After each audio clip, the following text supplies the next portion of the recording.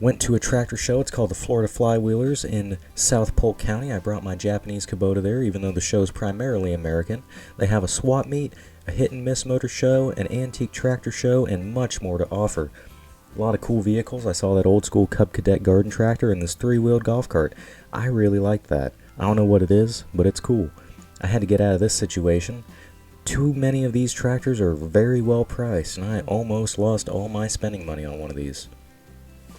Saw this old Ford pickup. Pretty cool to see this thing still out here. And this old 1920s Mack with the 4-cylinder. Fun fact about these trucks not everybody knows, they're chain driven. Show it some respect. These trucks built America. Went down to the gravel pit and they had an old grader, some old dozers, and a bunch of other equipment that didn't work anymore that you don't see every day. They had a tractor pull as well. Pretty much all the pulls were like that. Pretty slow, but it was part of the experience. I'd say I enjoyed it, but I didn't hang around for any more pulls. That guy actually went twice. A 1914 400 horsepower hit and miss motor. Yes, this is a motor. They built a building around it. It's amazing. I hung out for a little bit and they actually started it. Got this thing up to 60 RPM, and they said it can do 120, and I believe it. You could feel it shake the ground. This is a stuffed animal Ferris wheel powered by a hit and miss motor. I don't know if it was creepy or cool, but I decided it was worth putting in the video. Here's a quad tractor in the tractor parade. Never seen one running around before. Pretty cool. It was also for sale, but I highly doubt I could have afforded it. Those things are rare. I like these tractors. They're tall. That's basically all I know about them. They're just really big.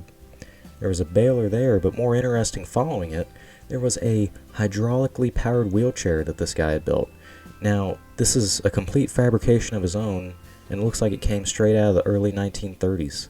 Never really seen anything like that before, and I don't know how it works, but I aim to find out. There's some tracked machines here. I can imagine that these were probably for rice fields. A little bit of a gator there that you don't see every day. But look at these things. Are you not amazed? I love them. I find them very interesting, actually.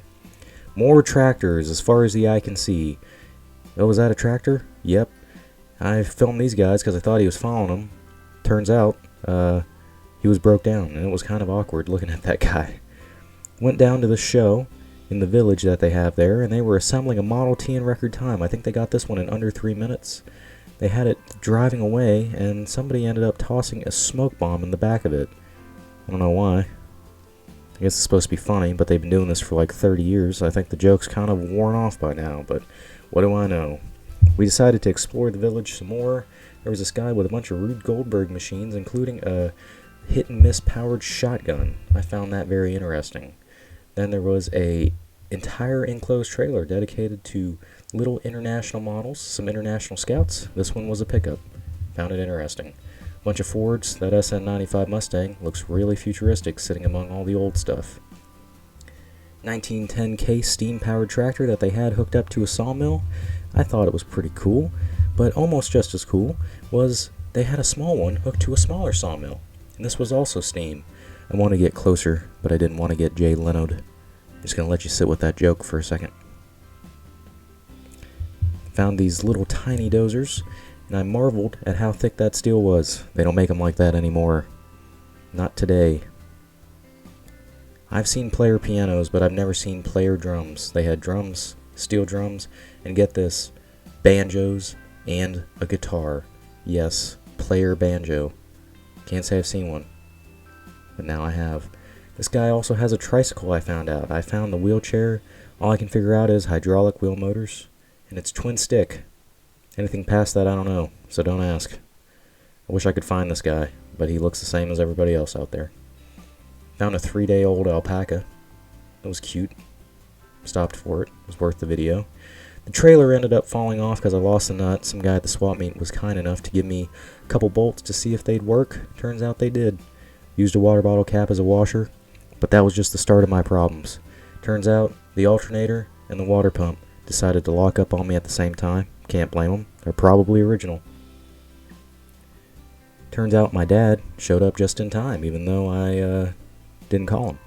So we ended up just hauling this thing at idle because I didn't want to burn up the wheel motors, but I also didn't want it to burn up the motor from not having a water pump. So we just towed it at idle. It did okay. Ended up towing me all the way to the gate. I drove it out. He went and got my truck. And when I saw my truck on the horizon, I drove the mower right out of the gate, and I was going to load it up right on the trailer. As you can see, my truck is there on the horizon. And you know, rather than be upset that the motor broke down, I'd just be glad that the motor broke down towards the end of the day, when everybody was packing up anyway. So, I'm just glad that it lasted the entire time. I did some good miles on it. Can't really fault the mower for being so old and breaking. I mean, I just pulled it out of a bunch of weeds, for crying out loud, a few weeks ago. Anyway, that's all I have for the video today.